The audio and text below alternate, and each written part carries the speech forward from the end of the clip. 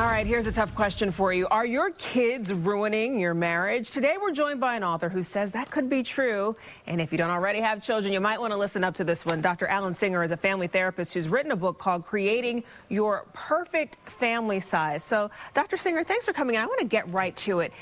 Is there a connection between the high divorce rate that we have in this country and family size? I'll tell you what motivated me to write it, and the answer to the question is yes, there's a connection, because on average there's a decrease in marital satisfaction with each child. And with a 50% divorce rate in this country, that's something that you can't mess with. The second thing is some recent research from the Pew Research Foundation in Washington, D.C. They surveyed 1,000 parents, and they asked them, what's the reason that you had a child?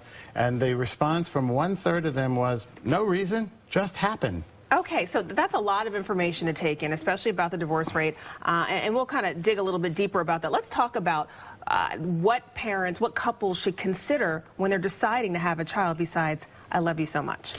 Well, I have 92 self-test questions in the book. And you say there are 3 categories. The 3 categories are individual questions. How are you doing physically, mentally? Okay. Number 2, the marriage. How is the marriage doing? How is your finances? We're in a lousy economy. How are you doing financially? And the 3rd is parenting factors for those couples who already have at least one child.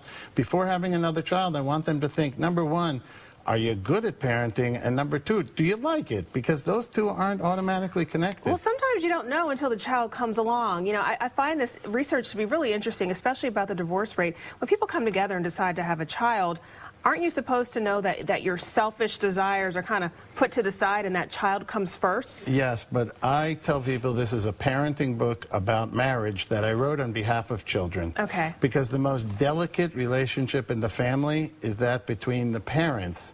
And that's what needs the nurturing. It's instinctual to love a child and to take care of a child and care about a child. But the marriage gets put on the back burner so often. That's why I say this is a parenting book about marriage for children, because what we can do for the children is to keep that marriage strong. Well, the advice that I was always given by my mother, religiously especially, God, then your husband, then your kids. But some people are like, no, no, no, the kids should be first. What do you think about that? I like the order. I like the order from my mother, because the marriage is delicate. It's a man-made commitment between 2 people, and unfortunately at the rate of 50%, it can be broken. The commitment and the connection to children, that's never going to be broken. But this doesn't necessarily mean that you have to put an exact number on what's best for your family. Correct, correct. I think it's a waste of time for couples to decide in advance how many total children they want or what's the ideal number of children. I think that's a waste of time. The most important use of the time is to decide if now is the best time to have another child. And my recommendation to couples is as many or as few, as long as you think it through. But you do have some recommendations about the spacing between children, if possible. Absolutely. I take it right out of the medical journals. New England Journal of Medicine specifically said for the recovery of the woman's body, no less than 2 years, no more than 5 years. That's their medical recommendation. I stuck with that. I think that's a pretty good recommendation. But, you know, like you said, each couple, you have to decide for yourselves. Some people are really happy with a large family. Some people are happy with their 2.2 children. Absolutely. All right, DrAlanSinger, thank you so much. Good advice. Thanks for having me. Tom.